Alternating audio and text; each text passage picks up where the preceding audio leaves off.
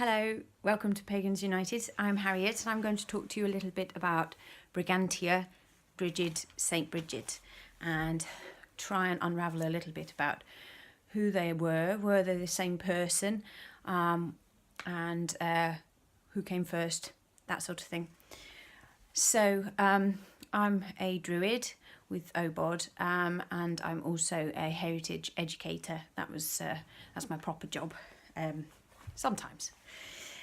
So I've taken a few notes just to help me make sure that everything's in sequence, and I hope you find it informative and just helps you to understand a little bit about the history of Brigantia. So first off, it's important to cast our mind back to Britain before the Romans arrived, and Britain was tribal, didn't have the countries that we see now, Wales, Scotland, England and Ireland.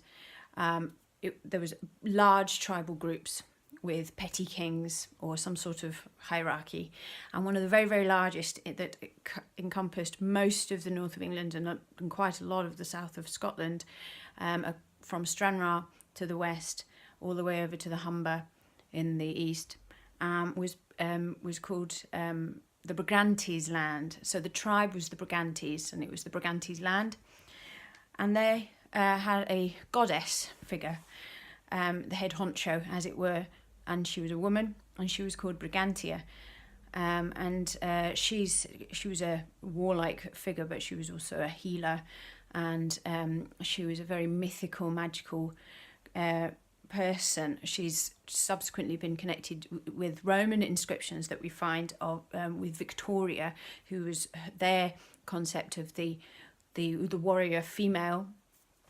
So she was very, very powerful, protector goddess, protector archetype for the Brigantes tribe. And Brigantia actually means high one. So it could mean in esoteric, in spiritual terms, she was very highly regarded sovereign, or it could actually mean that she was the goddess of blessed high places. And if anybody knows the geography of Britain, we know that there's lots of mountains in the Pennines and the Lake District fells and Scottish Cheviots and those sort of areas. So there's a lot of high places, a lot of high settlements, and in fact you find throughout Europe there's names that have a similar root, whether they actually worshipped her or whether already there was a language that gave her the name that meant high. And I've got a couple of examples. So the Brent area in England. There is actually a Brigid river in Ireland, so and I'll come back to that.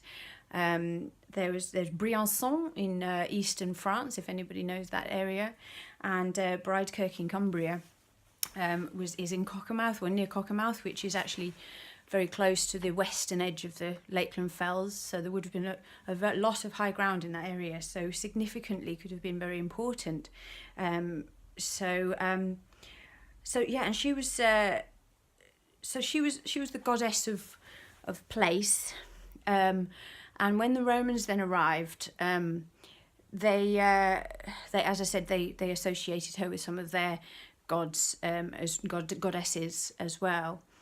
Then I'm just going to sort of move geography, but not really change time.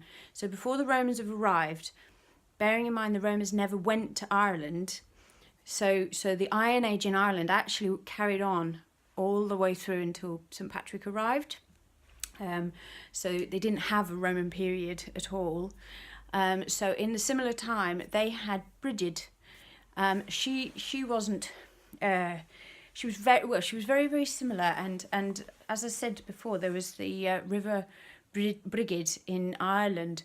Now, some people suggested that they actually had an associated goddess already at that time. But some people again say that was because they had a shared language, what we would call the Celtic language, Welsh, Breton, Irish at that time, an ancient version of it. And so that it's got a shared word to mean high place. But some people say that actually they probably would have been trading. The east coast of Ireland would have traded a lot with the northwest of England, the northwestern point of the Great Britain island. So there's nothing to suggest that they didn't have already a concept of a very beautiful, beneficent goddess. And she was one of the founding members of the myth of Ireland. She was a member of the Tuatha De Danann, which was one of the sort of original tribes of Ireland. She was a daughter of Dagda. So if anybody knows their Irish mythology, knows that Dagda was a very important feminine deity. And she was associated with the dawn and with spring. Her festival is on the 1st of February, and so she's always been, associated with snowdrops, that first sign of spring, even though winter is very much holding us in the grip.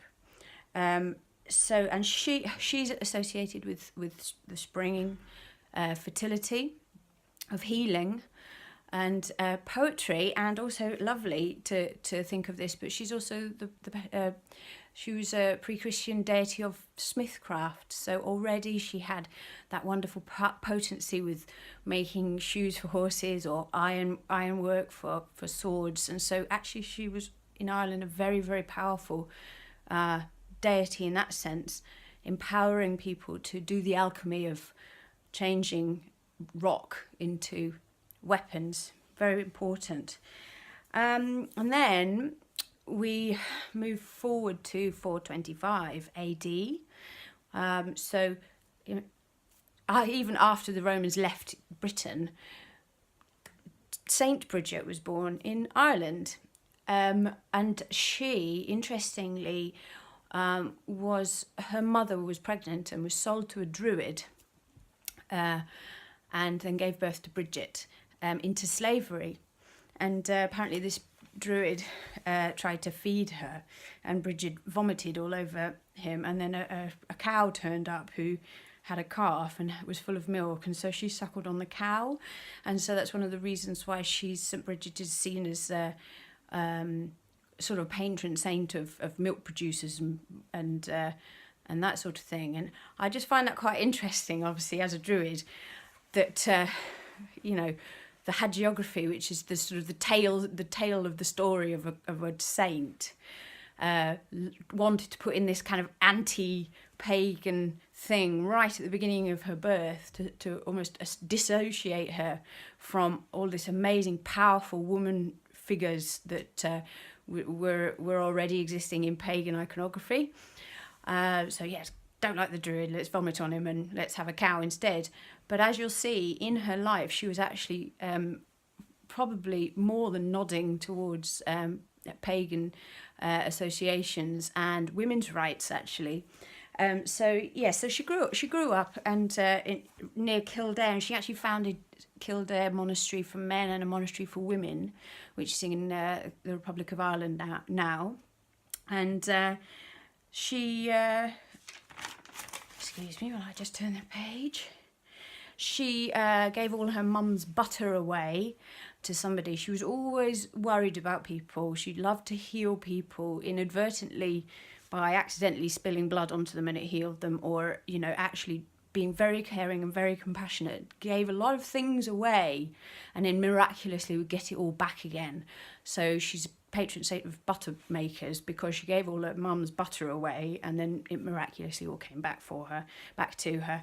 And so she was always seen as a blessed being and a blessed person. She was known by St. Patrick and did godly works with him. And as I said, she worked very hard to further women's role in the nascent church in the Irish in Ireland at the time. And she actually, the monastery that she started in Kildare was actually under an oak tree. So again, this is a nod to this sort of pagan outlook on spirituality. And she's apparently buried in Kildare Cathedral now. So that's somewhere to go and have a look at. And also just she's also the patron saint of metal workers. So we've got Brigit, who's you know, one of the founding children of the Tuatha De Danann, who was a deity of metal workers, and that amazing alchemical process that happens. And so her Christian counterpart is also patron saint of metal workers, and she wonderfully turned water into beer as well, so that's pretty good. But yeah, she, if anybody wants to know a little bit more, then there's loads on the internet. I just hope this little video helps to sort of be able to understand how a little bit who was who, when they were, and who they really were, and whether they were the same person.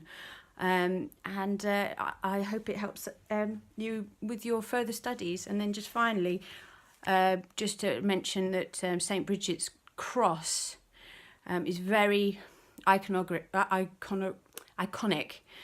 and you see them for sale in tourist shops and things in Ireland. And if anybody doesn't know what it looks like, I've done a little sketch there. Can you see?